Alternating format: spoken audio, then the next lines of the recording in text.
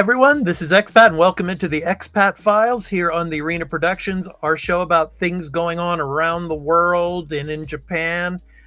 So for this episode of the Expat Files, we're going to be talking about a story going on out in Hong Kong, as well as the story that, of course, happened just the past day in England, in the UK. So we're going to get to that. So let's go ahead and get to the first story here.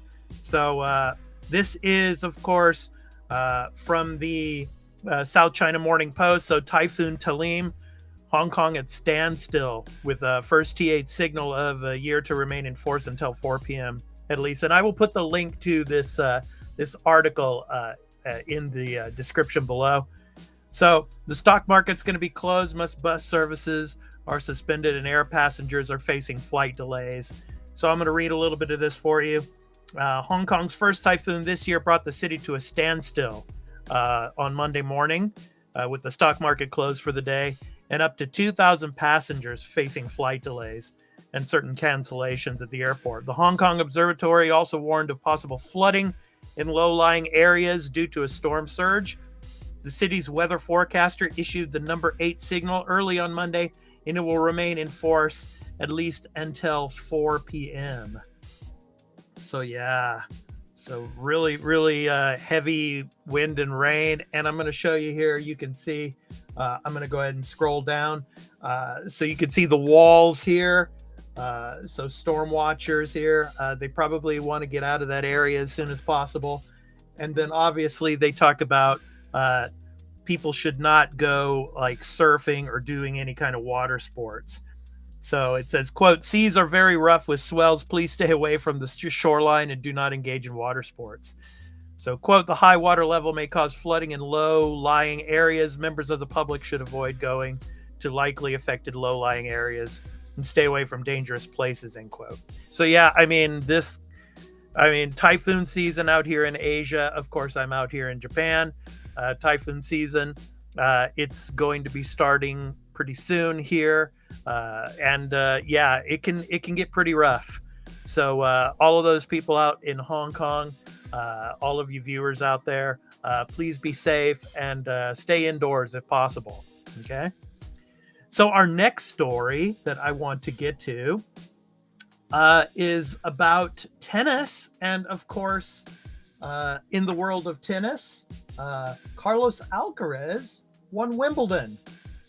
So, yeah, it's really cool. This is from, of course, the New York Times, and I will put a link to the article in the description. So Alcaraz wins Wimbledon in a thrilling comeback against Djokovic. So, I mean, yeah, it was interesting, like the first week of the tournament. Usually it's like this every year. There's lots of rain delays and all. But they were able to get it done. And Carlos Alcaraz, hats off to him, the Spaniard. He's only 20 years old. And this is his second major title. He won the U.S. Open last year. But Djokovic, he's been around for a long time. And he was going for his 8th title, I think it is. And Alcaraz he was the number 1 seed, of course. So I'm going to read a little bit of this for you here from the New York Times. After years of false starts, men's tennis finally has a proper war between the generations. In a startling comeback that rocked the All England club's venerable center court, Carlos Alcaraz, the 20-year-old Spaniard who has blitzed the sport in his brief career, pulled off the nearly impossible, beating Novak Djokovic in a Wimbledon final on the grass that the man widely recognized as the greatest ever to play the sport has long treated as his back lawn.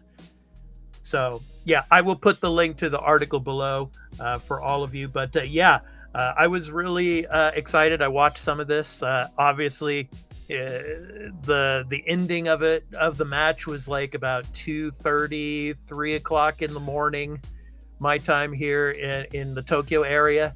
So, I really enjoyed it, and I hope all of you did too. So, yeah, that was it was a cool match, and hats off to Carlos Alcaraz for of course winning the Wimbledon championship.